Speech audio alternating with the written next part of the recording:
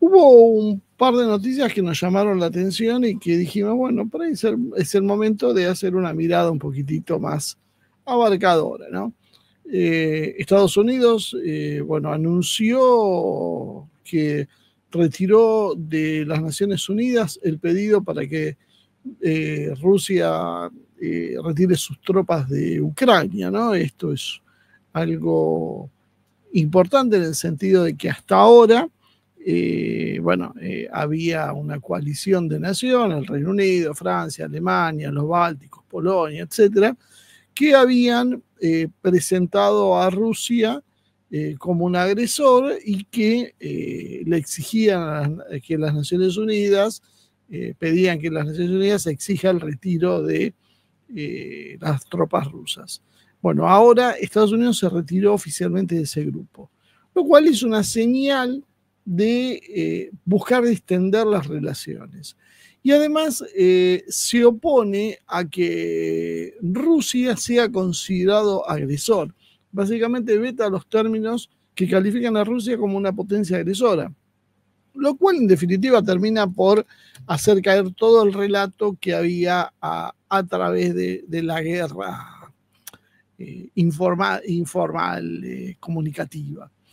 Lo que más me llamó la atención y me trajo a pensar en esta historia es que, bueno, la distensión entre Rusia y China se está dando. Hay muchos recelos, por supuesto, sobre todo de parte de China. De Estados Unidos creo que ya lo he analizado largamente. Hay distintas posiciones dentro de los Estados Unidos. Hay quienes quieren seguir confrontando, hay quienes quieren hacer una tregua, pero en definitiva su modelo pasa un poco por cierto ombliguismo, ¿no? Pero nos preguntamos, bueno, pero antes había una pareja que era China, ¿no? Rusia y China habían formado una pareja y ahora aparece un tercero en discordia que es Estados Unidos. ¿Esto es tan así? Bueno, hay perspectivas diferentes. Hay una que está planteando que, bueno, que lo que está sucediendo es que hay un acercamiento entre Putin y Donald Trump y que eso no solo preocupa a la Unión Europea básicamente es el gran perdedor de toda esta historia, eso creo que estamos todos de acuerdo, sino también que va más allá de sus fronteras, ¿no? El rápido cambio de década entre la política exterior de Estados Unidos, de décadas de política de hostilidad hacia Rusia, y de alguna manera tratar de mantener una amistad con China o un intercambio, podríamos decir, ¿no? Utilizar a China como una fábrica barata para acumular ganancias y demás, termina por, hoy parece dar un giro en ese aspecto, ¿no? Los chinos, como suelen hacer, han anticipado esta política, no es algo que los sorprenda, ellos imaginaron que esto podía ser una jugada. De hecho, Estados Unidos en otras épocas ya lo ha hecho, ya ha ido en un sentido u otro, yendo hacia el lado chino o hacia el lado ruso, siempre tratando de tener una distancia, podríamos decir, más cercana entre Rusia o China que la que tenían en estos dos entre sí. Es un viejo precepto que se hizo muy conocido con Henry Kissinger, ¿no? Los chinos básicamente anticiparon la posibilidad de que Donald Trump sea elegido y tuvieron la idea de que esto podía suceder, de que si Trump era elegido podía rápidamente poner fin a la guerra con Ucrania. Esto no quiere decir que haya un acercamiento total entre Estados Unidos y Rusia, eso tal vez no esté en los planes de Trump, pero sin embargo de alguna manera genera cierta tensión entre Beijing en mirar a ver hasta dónde puede ir esta unidad, ¿no? Porque si Trump levanta sanciones a Rusia, obviamente la situación de dependencia va a disminuir. Rusia tendrá, un poco más suelta su capacidad de negociación, no dependerá tanto de China. Acuérdense, cuando comenzó este conflicto, vendía, por ejemplo, el petróleo y el gas a China con enormes descuentos, que después esos descuentos fueron cambiando durante el tiempo, pero bueno, esto demuestra la tensión, cómo lo obligó a Rusia a hacer determinadas cuestiones. Y dentro de Rusia muchos se preguntaban, pero la verdad, esto es un tema que podíamos decir que puede afectarlos, y no quedaba muy en claro, ¿no? Lo que sí se preguntaban los rusos es qué tipo de amistad tenemos cuando están especulando con nuestra necesidad para pagarnos menos por nuestras materias primas.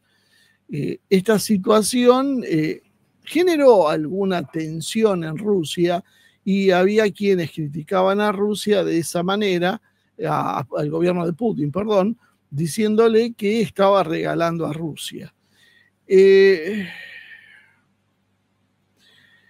Una de las características distintivas de la política exterior de Xi Jinping fue básicamente esta asociación estratégica que hizo con Putin, la cual fue profundizando sobre todo a partir del año 2022. China fue aprovechando las circunstancias, ocupó buena parte del mercado interno ruso, además se quedó con muchas de las empresas que Occidente estaba dejando a precio de saldo, simplemente por esta política bastante absurda de sanciones que se venía implementando, sobre todo desde Europa, ¿no? Ahora, Beijing ha ido apoyando el esfuerzo bélico ruso a través de la expansión del comercio y la compra de energía, al tiempo que inclusive alimentó la maquinaria bélica, pese a decir que no intervenía, con muchos productos que son de uso dual, no explicando que son un material que se podía usar en la guerra contra Ucrania para evitar el choque frontal con Occidente, pero sí básicamente colaborando con el esfuerzo bélico ruso. Xi Jinping y Putin encontraron entonces un terreno común en su deseo de frenar la hegemonía de Estados Unidos y poder estructurar una alianza internacional que le permita romper con esa hegemonía occidental. Entonces, tienen miedo algunos sectores que todo esto se vea perturbado por un nuevo tipo de relaciones entre Estados Unidos y Rusia, dado todo este proceso de distensión que se está dando, ¿no? Esto es un tomar, podríamos decir, controlado que hay en Rusia, ¿no? Perdón, en Beijing. Se ha invertido de alguna manera esa relación, donde en algún momento tal vez el más preocupado debía ser Moscú, que dependía mucho de las compras chinas para poder hacer este esfuerzo militar, y hoy la cuestión ha variado. Hoy no necesita hacer eso, y esto se va a ir profundizando, esta tendencia, si actúa de esa manera Estados Unidos, ¿no? Esas grietas, inclusive, algunos dicen que ya son visibles en Washington, en la relación entre Rusia y China. ¿Es posible que esto lleve a aumentar las tensiones entre ambos países? No sabemos, pero bueno, el juego de Estados Unidos, según esta corriente de opinión, es buscar la fractura entre ambos, tratar de seducir ahora a Rusia para que se acerque, dado que China sería su enemigo principal, estratégico, aún más temido por los Estados Unidos que Moscú.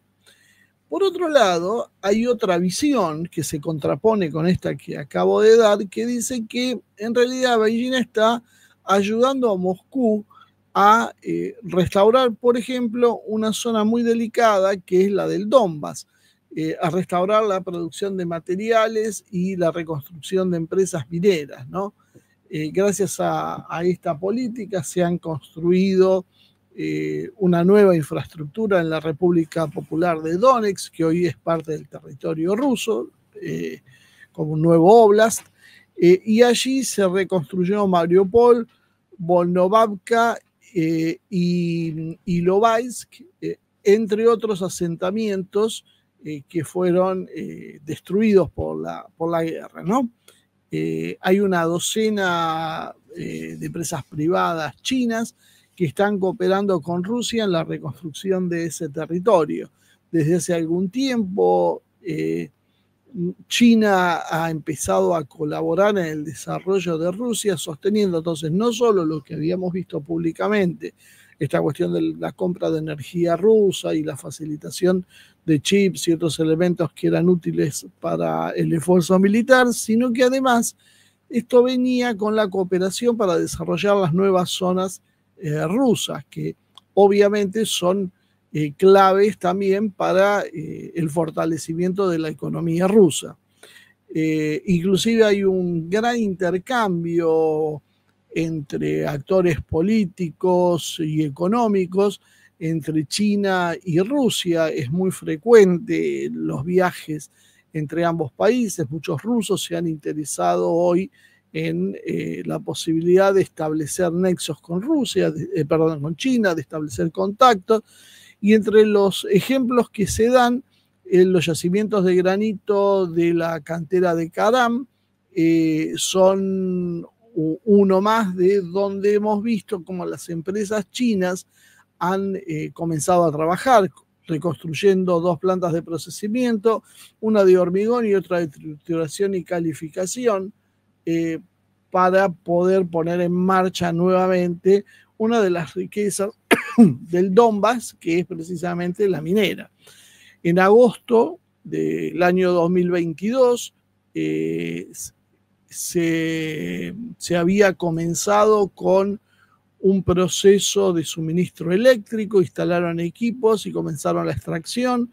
En mayo del 2023 contaban con 250 trabajadores y una capacidad de producción de 200 toneladas diarias de producto terminado, ¿no?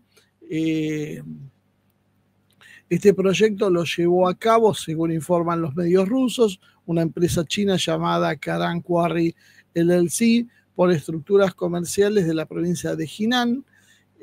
También otra empresa que se llama Amma Construction Machinery y Zhongjing Heavy Industry Machinery. No son nuevos estas empresas en Rusia, ya son conocidas, ya han tenido otras actividades industriales, ya eran proveedores de equipos y maquinarias, pero bueno, ahora empezaron a desarrollar esta zona haciendo buenos negocios, ¿no? Esa reactivación de canteras también se hicieron, según informan los rusos, de la mano de Yevgeny Sontsev, que es el primer ministro de Donetsk, graduado en la Escuela Superior de Administración Pública de Rusia, ¿no? De esta manera consiguieron en el 2003 una reunión con el Centro Ruso-Chino para la Cooperación Humanitaria y organizar entonces este proceso. Sontsev estuvo presente en Harbin varias veces, estuvo presente también como miembro de la delegación de Donetsk en el Foro Económico Internacional de San Petersburgo, donde estableció contactos con la parte china. Se sabe también que tuvo negociaciones con Genertech International, es una empresa de energía mecánica, y con China Xinjiang Group, que hacen ejecución de proyectos, ¿no? Todas subsidiarias de la China General Technology Group. que está en manos 100% del Estado chino, ¿no?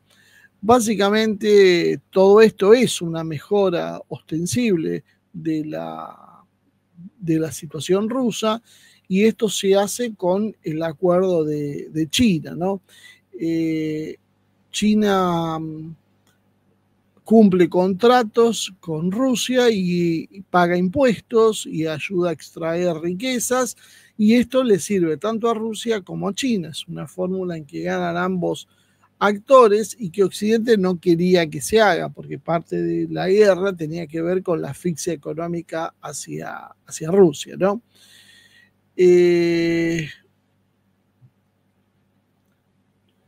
No podíamos decir si esto es una parte de propaganda o si esto tiene que ver con una acción real y concreta, ¿no? Pero da toda la sensación que las empresas chinas y rusas están trabajando en conjunto, y este tipo de políticas abre a futuro la incorporación de indios, turcos y otras nacionalidades que pueden unirse a los proyectos chinos, ¿no?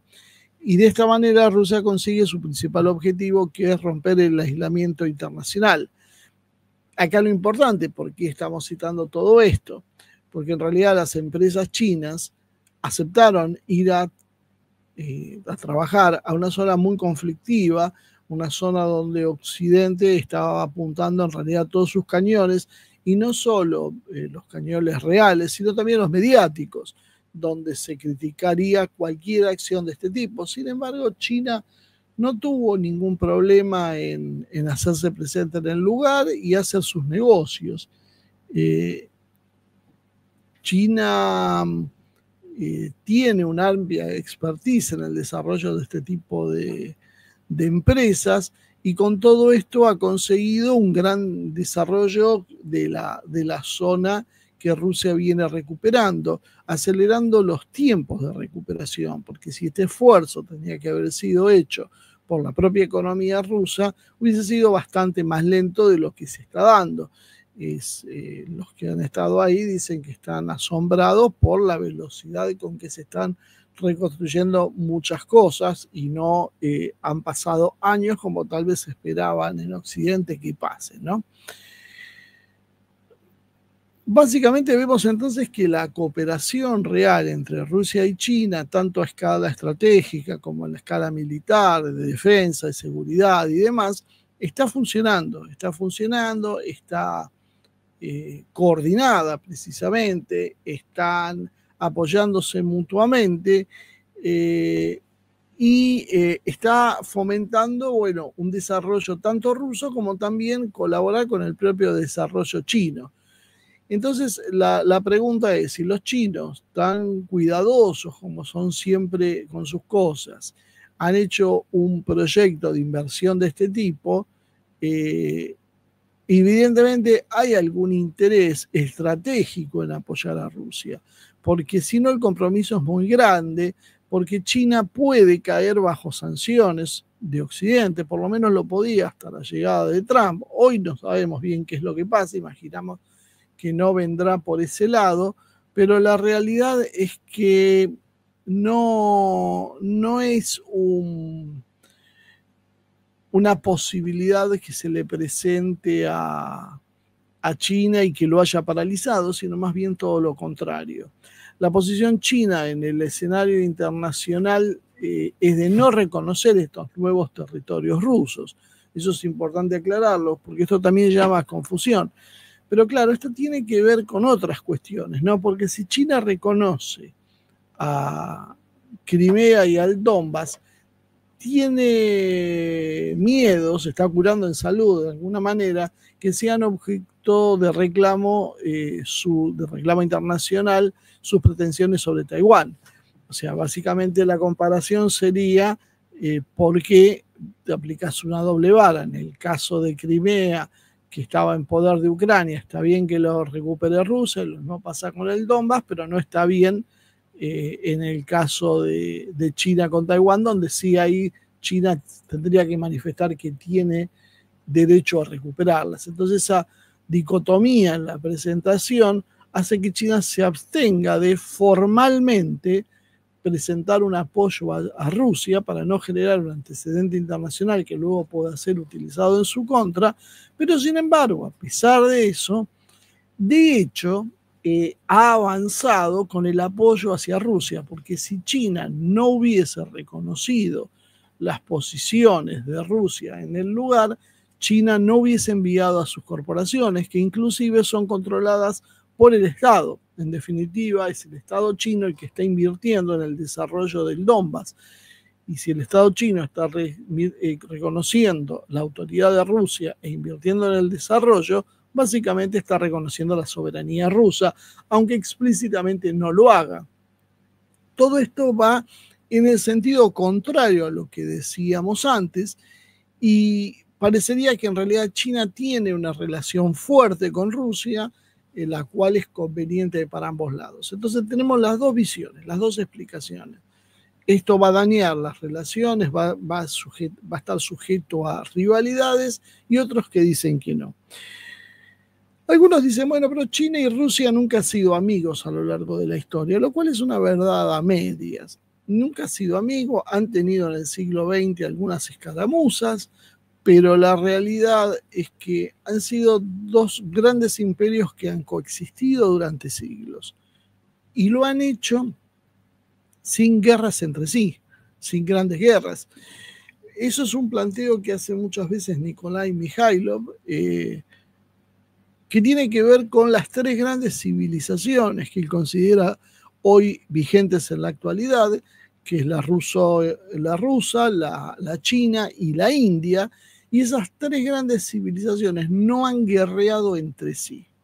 O sea, se han mantenido con tensiones algunas veces, como decía, con escaramuzas, pero no con guerras de alta intensidad entre sí. Nunca se han registrado guerras de supervivencia, como Rusia considera las guerras patrias, la guerra contra Napoleón o la guerra contra Hitler.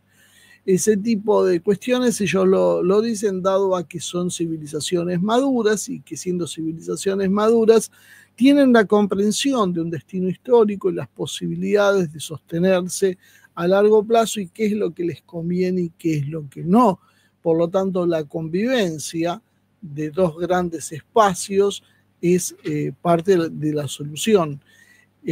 Por lo tanto, parecería desde este punto de vista es que en realidad no, la alianza está firme, está fuerte y no se va a volcar hacia uno de los lados. Esto empieza a mostrar la posibilidad de que nos empecemos a enfrentar con un mundo con tres ejes principales, puesto que hay posibilidades de que aparezcan otros ejes. Va a tener que ver con la capacidad de esos otros ejes de reorganizarse, porque hasta ahora, en los últimos siglos, habíamos vivido bajo la expansión del proceso imperial occidental, que tiene que ver con la destrucción, que tiene que ver con la toma y con la imposición. El modelo imperial chino, ruso, tiene otras características. Son imperios que se expanden de otra manera, solo cerca de sus fronteras, lo hacen en forma terrestre, no se los ve interesado en tener bases a lo largo y ancho del mundo, y no se los ve interesado sobre todo en influir en el resto del mundo, como sí ha hecho la cultura occidental. Hay algunas características que son distintas, que les da esa capacidad de mantenerse como ejes en un mundo pretendidamente multipolar, y permitir el acceso de otros grupos importantes, donde podíamos hablar de la hispanidad si logra reunificarse y organizarse, o de Medio Oriente si los países islámicos consiguen un modo de entendimiento entre ellos y no siguen chocando entre ellos como han hecho históricamente, o tal vez el sudeste asiático, o Turquía y el mundo panturco. Hay algunas otras opciones que tendrá que ver con el devenir de la historia, si este mundo tendrá solo 3 ejes o tendrá 3 ejes principales, pero a los que luego se irán sumando otros ejes. Lo que sí termina muerta es la visión hegemónica de un solo país, de un solo eje, que es el que domina el mundo, que eso es lo que pasó con Occidente en los últimos siglos, y que finalmente ese trono lo había heredado Estados Unidos, pero no le llegó a durar un siglo su control.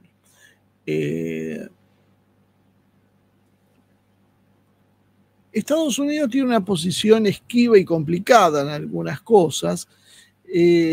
Estados Unidos tal vez no acepte de buena gana un mundo multipolar, pero de hecho sus acciones, rompiendo el globalismo, yo creo que favorecen de alguna manera la conformación de ese mundo con más ejes, donde no sea solo Estados Unidos. Fíjense que Estados Unidos está en realidad en una política defensiva, porque ahora en la acción contra los BRICS, que volvió a mencionar Trump en estos días, demuestra su fragilidad. Los BRICS existen desde hace 2 décadas y Estados Unidos no le había prestado demasiada atención, una atención casi secundaria, ¿no? Sin embargo, ahora el propio presidente de Estados Unidos los empieza a poner como enemigos, en una actitud confusa, porque por un lado quiere intentar acercar posiciones con Rusia y por otro lado amenazar a los BRICS, pero resulta que Rusia es una parte constitutiva esencial de los BRICS. ¿Cuál es el problema con los BRICS? El problema con los BRICS es que está marginando a Estados Unidos de una manera brutal, ¿no? La idea que tiene Trump la expresó diciendo: cuando llegué lo primero que dije fue a cualquier estado BRICS que siquiera mencione la destrucción del dólar, se le impondrá un arancel de 150%. Y los estados BRICS simplemente se separaron. Bueno, eso en realidad es una expresión de buena voluntad de Trump. No se han separado los estados BRICS. Los estados del BRICS nunca tampoco fueron un bloque homogéneo. Siempre hubo distintos intereses. Hubo sectores más duros, como es el caso de Rusia o de China, y sectores que tenían una política propia, como la de la India, y sectores pro-occidentales como Brasil, incluyendo el Brasil de Lula, que ahora, bueno, curiosamente salió del sarcófago Lula y acaba de decir que, bueno, que ellos no enviarán armas a Ucrania para matar rusos. Bueno, el apoyo de Brasil en los primeros años del conflicto fue bastante tibio, por no decir que no hubo apoyo. Hablaba de avances tratando de mediar en condiciones que no eran favorables para la Rusia. Yo creo que, bueno, la política de Lula, parte interna, no tiene mucho que ver con los valores que se promueven en Rusia, sino más bien con los que promueve el globalismo occidental, hoy fracturándose. Pero a pesar de ello, los BRICS, si vamos viendo con una mirada un poco más abarcadora, han ido asentándose, han ido ampliándose, han sumado actores importantes, extender sus vínculos hacia Indonesia o hacia países árabes, e inclusive que Turquía pida entrar en los BRICS, demuestra que en realidad son como una protoorganización internacional que reemplace a las Naciones Unidas. Yo creo que el BRICS, con otra concepción, comienza a tener ese papel. Y en ese papel obviamente va a haber múltiples ideologías. Hay países que lo único que tienen en común es la necesidad de preservarse con cierta autonomía. Por eso la Argentina no quiso entrar en los BRICS con Milei, porque no es autónoma, no es un país independiente. Pero para el resto se han ido alineando de alguna manera eh, con aquellos que tienen como un punto en común el espanto ante el mundo anglosajón predominante. Y yo no veo que, como dice Trump, se hayan separado los BRICS. Dice, no hemos tenido noticias de los BRICS últimamente. Y la realidad es que la forma de negociar de los países del BRICS, vuelvo a insistir, donde están países como la India, como Rusia, como China, es cauta. Es de avanzar sin buscar un enfrentamiento abierto con Occidente, ir ganando posiciones, ir esperando que el tiempo juegue a su favor. Hoy están cerca del 38% del PBI mundial. Hoy los países del BRICS sumados ya son mucho más importantes que Estados Unidos, y probablemente Estados Unidos, que ahora está rompiendo con Europa, no va a tener condiciones para intentar imponer. Es mucho de la política de Trump. Dan por hecho que es un ganador, que va a triunfar, que va a imponer y que todo el mundo se hinca de rodillas ante sus pedidos, pero eso no es lo que está sucediendo en la realidad. Pero eso es lo que él intenta que se haga ver, sobre todo mucho con la cuestión del consumo interno. Los propios estadounidenses hoy están realmente súper entusiasmados con lo de Trump. Lo están viendo como un renacer estadounidense, como América despliega su potencia, es incomparablemente mayor y superior al resto. Y la verdad es que esto no resiste mucho análisis. Trump dijo también que Joe Biden había identificado el problema, pero no había hecho nada para frenarlo. 36% acá veo que tenía el BRICS.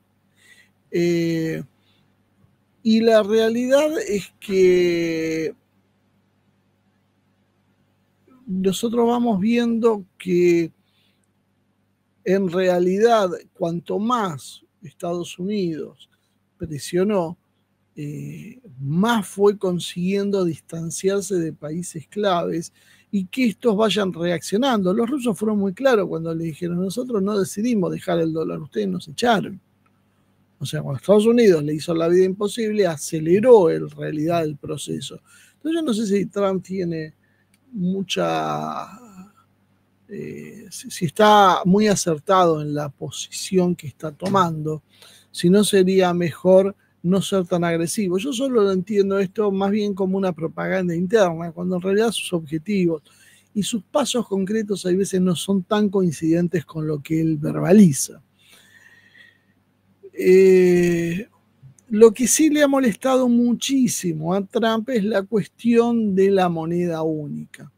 Porque Trump, por un lado, tiene un problema con el sector financiero al cual quiere desmantelar, pero por otro lado, no quiere, sabe la importancia del dólar para los Estados Unidos como un factor de poder. Entonces no quiere perder esa situación de privilegio, ¿no?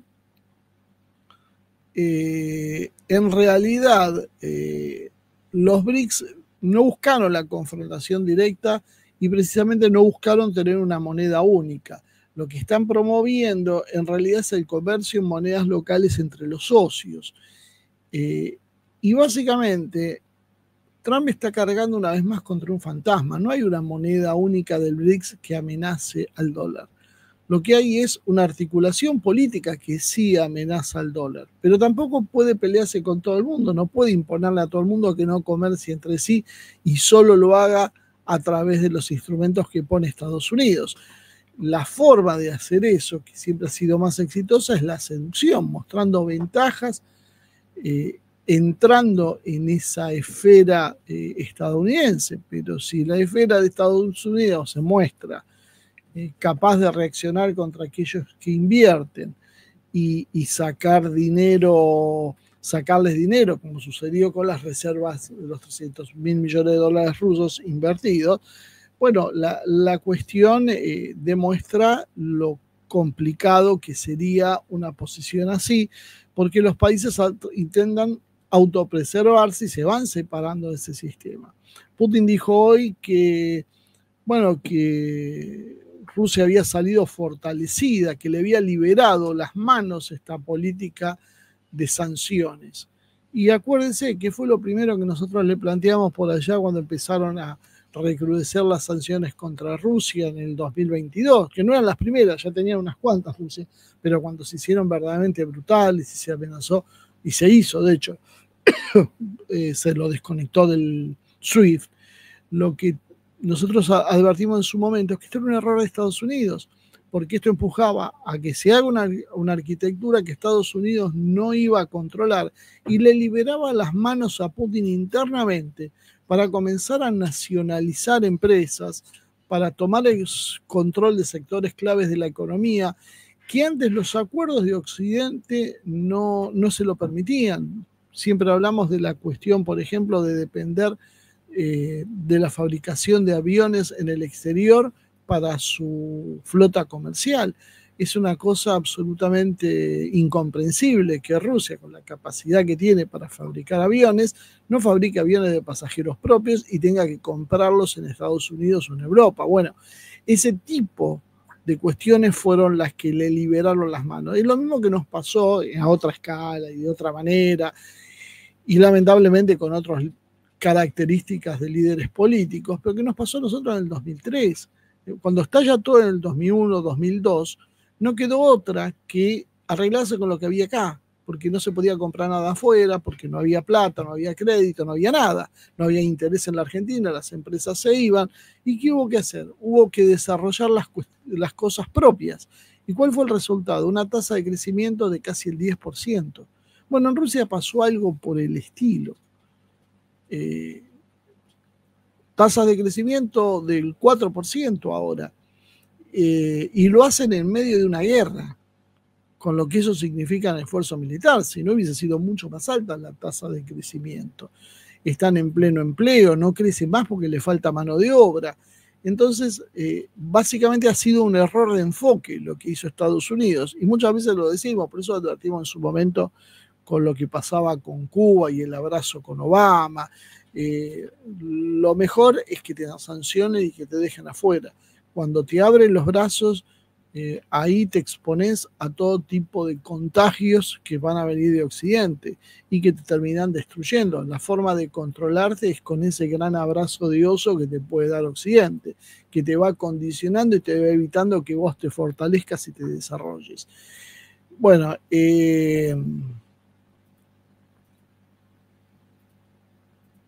en definitiva, las políticas de Estados Unidos sobre los BRICS y sobre Rusia y sobre China y las amenazas y las sanciones y las presiones y las advertencias constantes terminaron por hacer que la mayoría se empiece a cansar de eso y empiece a buscar acuerdos bilaterales y generar estructuras internacionales que reemplacen organismos como el del SWIFT que mencionaba antes, por propios, que estén fuera del control de Occidente, y eso les permita crecer de otra manera. Por otro lado, Trump tiene un enorme lío interno, pero un lío que realmente la gente común no está terminando de asimilar, ¿no? Hubo una declaración hace un tiempo de Elon Musk sobre Fornox que pasó casi desapercibida. Ayer viernes, Trump dijo que tiene la intención de ordenar una auditoría de los lingotes de oro. Primera reflexión, ¿por qué tanta vuelta para ordenar una auditoría? ¿Cuál es el problema? Nada más simple y fácil que decir, bueno, tenemos un depósito de oro, hagamos una auditoría para ver cómo se saben esos números, si responden a la realidad o pasó algo raro. Ese depósito de oro es el más conocido, que está en Fort Knox, en el estado de Kentucky, en los Estados Unidos. Y dijo Trump, vamos a ir a Fort Knox porque quiero ver si tenemos las toneladas de oro. Después dijo en tono de broma, espero que sí. ¿Se imaginan si lo abrimos y no está? Creo que estará. Es raro, ¿no? Si vos crees que está, ¿para qué haces eso? Un presidente no estaría haciendo ese comunicado. De último, ordenaría la auditoría en silencio. Creo que Trump en realidad cree que no está el oro. hay muchas hipótesis, desde que desapareció hasta que lo reemplazaron por lingotes de tungsteno bañados en oro que simulan ser lingotes de oro, pero en realidad no lo son. Y esto se monta sobre algo que había dicho antes Elon Musk. ¿Quién confirma que no se han robado el oro de Fort Knox? Fue mucho más claro y más explícito. Quizás esté ahí, quizás no, dijo Musk. Ese oro es propiedad del público estadounidense. Queremos saber si todavía está ahí. Fíjense hasta el nivel que estamos llegando, que no saben los estadounidenses qué tienen. O sea, las barbaridades administrativas. Se les han escapado cientos de miles de millones de dólares. Mandaron decenas de miles, cientos de miles de millones de dólares a Ucrania y nadie rinde cuenta y nadie sabe dónde están, nadie sabe en qué se gastó. Y ni me imagino si un día hacen una auditoría de las armas, que se acuerdan que las armas aparecieron en medio mundo, se entregaban, se vendían hasta por internet las armas que iban a Ucrania. Y nadie vio nada. ¿Qué es lo que está pasando? ¿Cuál es el descontrol? Bueno, están robando básicamente en Estados Unidos a 4 manos. Lo que pasa es que esto no se podía decir porque, claro, Estados Unidos era un modelo ideal que quién iba a criticarlo, si ahí era todo perfecto y todo bien y todo honesto. Pero no, por lo visto, no es tan honesto. Toda esta historia fueron impactando en el precio del dólar, del oro. El jueves subió 1.26 y llegó a 2.973 dólares la onza, o sea, básicamente un pasito de los 3.000 dólares, casi una barrera psicológica, podríamos decir, ¿no? ¿Qué pasaría si resulta que se hace esa auditoría y no está el oro? En Estados Unidos más o menos se calcula que hay poco más de 4.500 toneladas de oro, lo cual lo hace por varias veces el país con más oro en el mundo. La gran sospecha es que ese oro precisamente no está. El valor de ese oro es más de 300.000 millones, cerca de 300.000 millones de dólares. No desestabilizaría, pero sería un golpe importante, ¿no? Y sobre todo generaría un impacto político sobre los Estados Unidos. Podía haber una especie de pánico global con respecto a la estabilidad del dólar, porque en definitiva pierden una guerra y resulta que el oro que tenían no lo tienen. Y acuérdense que Alemania pidió que le devuelvan el oro y primero le dijeron que no, después le dieron algo, pero más del 90% del oro no volvió nunca a Alemania. Por suerte nosotros los argentinos no tenemos ese problema porque nuestro oro está bien custodiado en Londres y sabemos que en Londres no va a pasar nada. Londres en general no se queda con nada que no le sea propio, por eso se quedaron con las Malvinas, parece. Bueno, lo que podía llegar a pasar es que aumente la demanda de activos que tengan como refugio el dólar, el oro, perdón, que siempre se ha considerado como un refugio seguro contra la inflación, las crisis económicas o las crisis de todo tipo. O sea, el oro podía llegar a dispararse si esto se produce. No es un escenario de pérdida de confianza en el sistema financiero internacional. Inversores, fondos de inversión, gobiernos pueden empezar a aumentar la presión, porque ya lo vienen haciendo, de acumular oro. Y esto presionaría sobre el valor del material, aumentando precisamente su precio,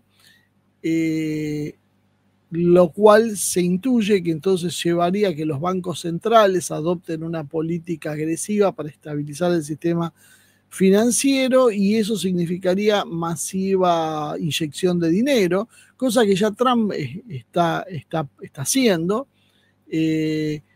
o reducción de las tasas de interés, lo cual impactaría en la inflación y aumentaría el atractivo de oro. Si esto se da, los gobiernos argentinos, los extranjeros buscarían reforzar las reservas en divisas como el oro y no en divisas fiduciarias.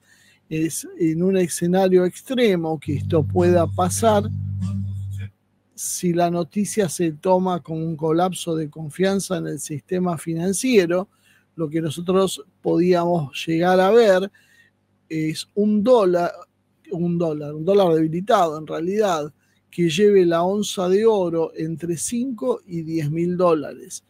Este precio parecía una verdadera locura y ya se habló de este escenario hace algunos años atrás, cuando el oro apenas superaba los $1.000 y todo el mundo decía, no, es una locura. Pero quienes entendían de la cuestión del oro decían, no, el oro va a terminar subiendo a $5.000, 10.000, no se sabe, pero va a terminar subiendo porque está además el precio pisado por negocios que hacían, podríamos decir, de dudosa moralidad, ¿no? Como ejemplos, en 1980 el precio del oro alcanzó los $850 por la inflación que hubo en los años previos, en los años 70. $850 de los años 80 son $2.700 de hoy en día. Fíjense también cómo nosotros creemos que el dólar no tiene pérdida, pero la inflación es realmente importante en dólares a nivel internacional, porque en 45 años el dólar ha llegado su valor a un tercio de lo que valía. En la crisis financiera del 2008 tuvimos un dólar a $800 por onza y saltó hasta 1.900 en el 2011. Después volvió a recular y otra vez tuvo un pico con el COVID que llegó a 2.070 en el 2020. Fíjense que hubo siempre crisis que dispararon el precio de oro, no importa la razón de la crisis. En los años 70 la crisis del petróleo, en el 2008 Lehman Brothers y en el 2020 la cuestión pasó por el COVID, pero la realidad es que una crisis de inestabilidad presionó sobre el valor del oro y lo llevó a valores de lo que hoy está. O sea, en definitiva, lo que está pasando es que está recuperando el valor perdido, pero todavía no está alcanzando los valores históricos. En un escenario conservador, podíamos esperar que el oro alcance un valor de 5.000 dólares la onza, dada la espera de capitales que se vuelquen al dólar. Y en un escenario mucho más extremo, donde se desate cierto pánico global, podíamos ver el oro a $10.000 la onza o más, de los 3.000 que está ahora. Parece una locura, pero hace un par de años atrás estaba a $1.500. O sea, ha duplicado, si quieren lo podemos ver de otra manera. El dólar ha perdido la mitad de su valor en un par de años apenas. Y junto con el dólar, todo el resto de las monedas fiduciarias, porque en definitiva el dólar se fortaleció contra otras monedas, pero contra el oro perdió su valor, llegó a la mitad. Y otra noticia que yo diría que empiecen a prestar la atención, el segundo escándalo de las cripto en cuestión de días, al de Javier Milei, que es realmente escandaloso, no solo porque fueron unos cuantos cientos millones de dólares, que todavía no sabemos exactamente cuántos, y entre paréntesis les cuento a los extranjeros que están mirando, un fiscal argentino finalmente ha decidido procesarlo a Milei, 4 causas le hacen, así que bueno, parece que la investigación finalmente la va a terminar por hacer la justicia, dado que el Congreso se negó a investigar porque dijo que no había razones para investigar. Entonces sí la va a hacer la justicia, pero fue el primer golpe a las criptomonedas. Ahora se produjo una noticia que una plataforma de intercambios que se llama Bybit perdió cerca de 1.500 millones de dólares en tokens. Según Bloomberg, la agencia de noticias, fue el robo más grande cometido en la industria de las criptomonedas. Le duró poco a Milei el trono. Bybit informó este viernes que se hizo una transferencia rutinaria de Ethereum, la segunda moneda, diríamos, detrás del Bitcoin, más importante, y que fue manipulada por un hacker que transfirió la criptomoneda a una dirección no identificada. O sea que, ¿se acuerdan cuando nosotros decíamos, pero uno confía en un algoritmo, en un asiento contable que simplemente no está en nada, no hay un respaldo físico, no hay un respaldo político, no hay un ejército que lo respalde, no hay nada atrás de la criptomoneda? Pero bueno, los expertos en criptomonedas nos decíamos que nosotros teníamos un pensamiento arcaico. Y decíamos, ¿y si te lo roban, si te lo hackean? No, eso es imposible, nos decían. Eso no puede ser. Bueno, finalmente parece que pudo ser y se llevaron 1.500 millones de dólares. Está bien, van encontrando otra cosa. Quizás no rompieron la criptografía, pero lo que hicieron fue desviar el fondo y para el caso es lo mismo. Los 1.500 millones de dólares desaparecieron y ahora nadie sabe dónde están. Y sobre todo lo que esto también significa es un descrédito sobre la moneda, sobre las monedas digitales, las cripto. Y si se desacreditan las cripto y tenemos todo este problema con el oro que no sabemos dónde está, evidentemente el oro físico va a ser el refugio de mucha gente, porque mucha gente que hoy está invirtiendo en Bitcoin y empieza a ver las noticias con esto va a decir, che, mejor lo vendo ahora, que está alto, y me ahorro un problema futuro, que tal vez suba más, pero tal vez no, tal vez en algún momento le bajen el pulgar. Yo siempre lo planteé desde el punto de vista político. No van a permitir que les arrebaten el control. O sea, es absurdo pensar que puede haber una moneda que nadie controla que le quite el control a quienes son los dueños del dinero en el mundo. O sea, evidentemente no lo van a hacer, van a modificar las legislaciones, lo van a prohibir, no lo van a permitir en las transacciones y finalmente, si a vos no te lo aceptan para pagar impuestos, estás liquidado. Si no es legal, estás liquidado. ¿Te va a servir para qué? De muy poco va a servir. O sea, se necesita que eso sea validado por el sistema financiero, cosa que parte del sistema financiero estaba haciendo. Pero si esto empieza a darse, yo empezaría a prestar atención a este tema que me parece que está empezando a ponerse caliente y que va a contribuir al conflicto general. Y bueno, ya con esto más o menos vamos terminando. Trump, entonces, ha dado una señal, más allá de todo lo que sabemos. Está empezando, a mi juicio, a dirigir también la mirada contra el poder financiero. Y entonces esto me lleva a preguntarnos, ¿cómo va a repercutir con su relación con Rusia y con China? Ya alguna vez lo planteamos. El globalismo es el enemigo prioritario de Trump, básicamente porque es el que disputa las elecciones, el que lo persiguió, el que lo quiso meter preso. Eso es el globalismo. Y el globalismo sigue queriendo la cabeza de Trump.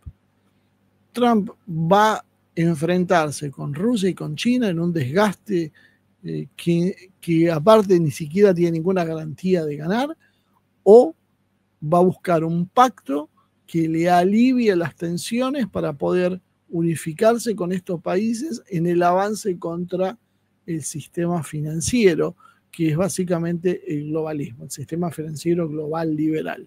Bueno, esto creo que es lo que vamos a ir viendo en los próximos días, las próximas semanas vamos a ir viendo, porque eso sería la batalla final, eso es ir contra el corazón del sistema. Hasta ahora ha tocado puntos neurálgicos como es el de la USAID, pero el corazón realmente, el cerebro y el corazón, las dos cosas, es el sistema financiero. Vamos a ver si Trump se anima y si puede con eso.